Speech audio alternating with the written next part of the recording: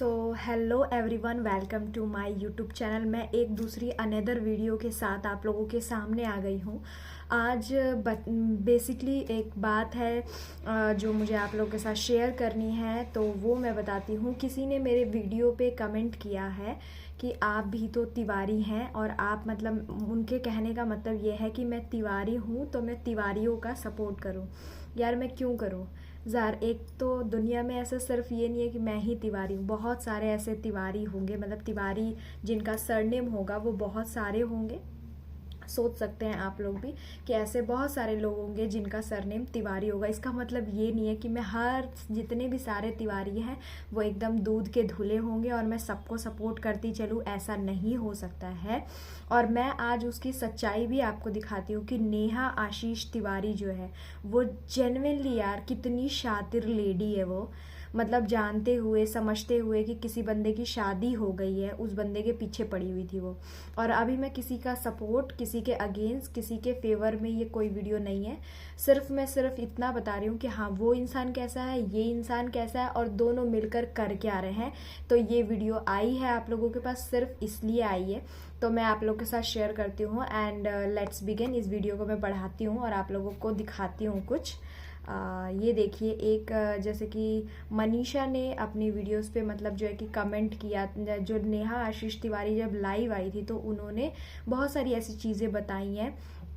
उन्होंने बोला कि मेरे को सबने रोका था, सबने मना किया था कि मत करो मत करो, बट फिर भी मैंने किया। तो उसके डिफेंड में क्या बोल सकते हैं उसको, फिर मनीषा ने बोला कि हाँ मैंने भी रोका था, मैं तो आपको चिंकी दीदी बोलती थी ना, चिंकी दीदी बोल के भी आपने मेरा ही गला काटा, मेरा ही रिश्ता तोड़ा, मेरा ही सब कुछ खराब कर दिया।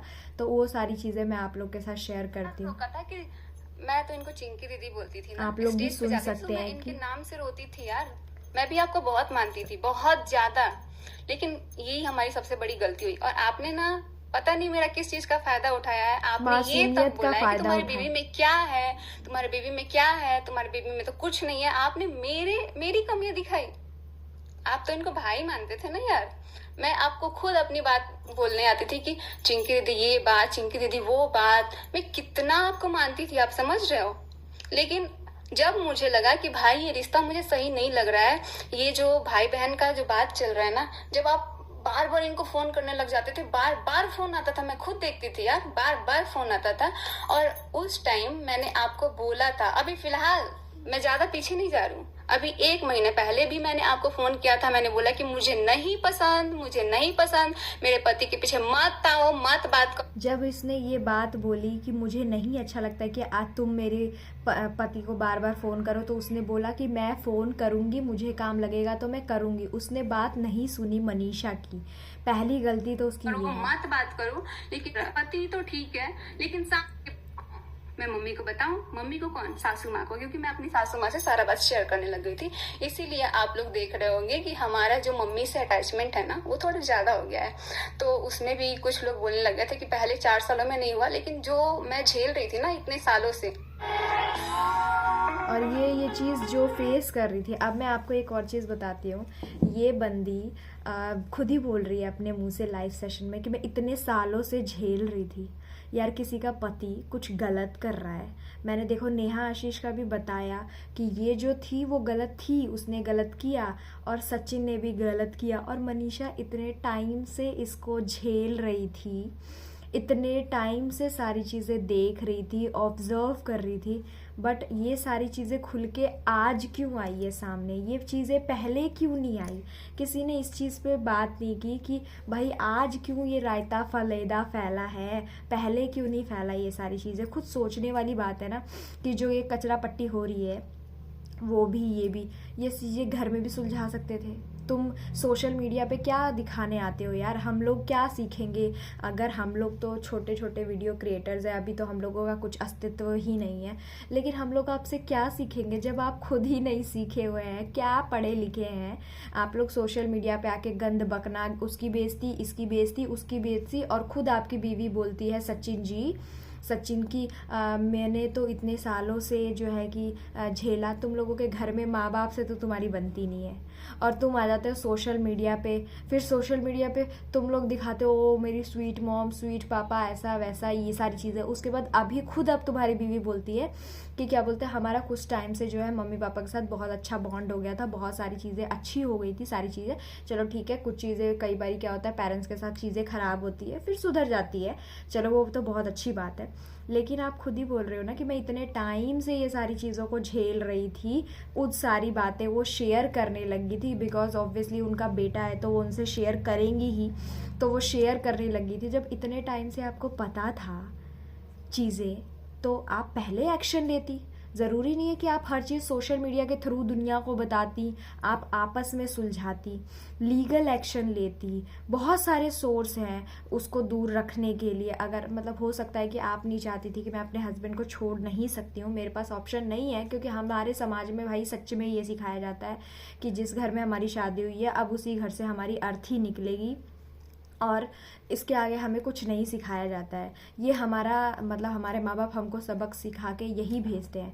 तो हो सकता है कि आप भी यही सोच रही होंगी, मनीषा यही सोच रही होगी मन में अपने कि मैं नहीं कर सकती हूँ, इसके आगे नहीं बढ़ सकती हूँ। लेकिन इसका मतलब ये नहीं है ना यार कि इतना सारा कुछ तू फेस कर रही थी, उसका और भी तरीका होता है पति को मनाने का। उस ड्यूरेशन में तुम प्रेग्नेंट भी हुई, तो प्रेग्नेंट कैसे हो गई जब बंदा किसी और के साथ है और इतना गंदा तरीके से उसको प्यार करता है, तो तुम प्रेग्नेंट कैसे हो गई? सोचो, सोचने वाली बात है कि तुम प्रेग्नेंट हो गई, फिर भी चीज़ें ठीक नहीं हुई, तो तुमने मतलब ये सारी चीज़ें अब फैलाना शुरू किया। जो 1 साल से तुम इतने सालों से बोल रही है, 1 साल भी नहीं बोल रही मैं तो 1 साल कम बोल रही हूँ, इतने सालों से आप तुम झेल रही थी, और तुमने आज ये रायता फैलाया। सब लोगों ने आज सोशल मीडिया पे लाके ये सारी चीज़ें कर रहे हो। गंदा लग रहा है ना, बहुत बेकार लग रहा है। और फिर आप लोग एक लाइव वीडियो लाते हैं जिसमें आपके जितने भी वीडियो क्रिएटर्स आपके सचिन मनीषा के सपोर्ट में है वो लोग आए, और उन्होंने मतलब जो कि ये जो भी चीज़ें चल रही है, जितना भी रायता फैला हुआ है, उसमें ये कहा कि क्या बोलते हैं कि अब हम लोग जो है जो हो गया सो हो गया, अब हम लोग आपस में सुलझाएंगे, सारी चीज़ों को ख़त्म करते हैं यहाँ पे। अब इससे मतलब कोई भी एक दूसरे की तरफ से कोई भी वीडियोस वगैरह अपलोड नहीं करेगा, और जो भी चीज़ें हैं उनके बीच में म्यूचुअल बात करके, फैमिली बात करके वो सारी चीज़ों को सुलझाई जाएगी। अब कर रहे हैं, जब इतना पचारा फैल गया है तब उसको लीप रहे हैं, पोत रहे हैं, और उसके बाद बोल रहे हैं कि अब हम चीज़ों को सुधारेंगे। और आप मतलब जो है कि ये सारी चीज़ें पहले ही सुधार लेते। तो मुझे लगता है, मेरा ओपिनियन दोनों की तरफ से सिर्फ इतना है कि इन लोगों ने जो भी था, इन लोगों का, मैं किसी के सपोर्ट में नहीं हूँ अब तो, बस यही है कि किसी को जस्टिस, जो सही है उसको जस्टिस मिलना चाहिए। कोई गलत कोई सही मुझे नहीं पता अंदर की बात क्या है नहीं है, सोशल मीडिया पे मैंने भी देखा इसलिए मैंने वीडियो उठा के बना दी। बट यही है कि जिसके साथ जो सही है उसके साथ सही होना चाहिए। और प्लीज़ पर्सनल चीज़ों को सोशल मीडिया पे लाकर व्यूज़ का माध्यम ना बनाए, सोर्स ऑफ व्यूज़ ना बनाए, क्योंकि ये बिल्कुल भी अच्छा नहीं लगता है। बस इस वीडियो को बनाने के पीछे यही मतलब रीज़न था मेरा कि हर चीज़ सोशल मीडिया पे नहीं लानी चाहिए। व्यूज़ के लिए सिर्फ नहीं होती है हर चीज़ें, कुछ चीज़ें इमोशनली हम लोगों से कनेक्ट होती है, और ये सारी चीज़ें देखते हैं तो अच्छा नहीं लगता है। तो कुछ चीज़ें आपस में सुलझा लेनी चाहिए, बात करके। और कुछ मतलब जो है कि सोशल मीडिया पे कुछ चीज़ें, फैमिली जो भी चीज़ें हैं वो सब नहीं लाना चाहिए। होपफुली आप लोगों को मेरा ब्लॉग और मेरा मोरल जो है इसका समझ में आया होगा कि मैंने क्या आप लोग को मतलब जो है कि अपनी तरफ से समझाया है इस वीडियो के माध्यम से। Thank you so much for like करें, शेयर करें, एंड इस वीडियो को खूब सारा शेयर करें, and keep supporting me guys. Thank you so much.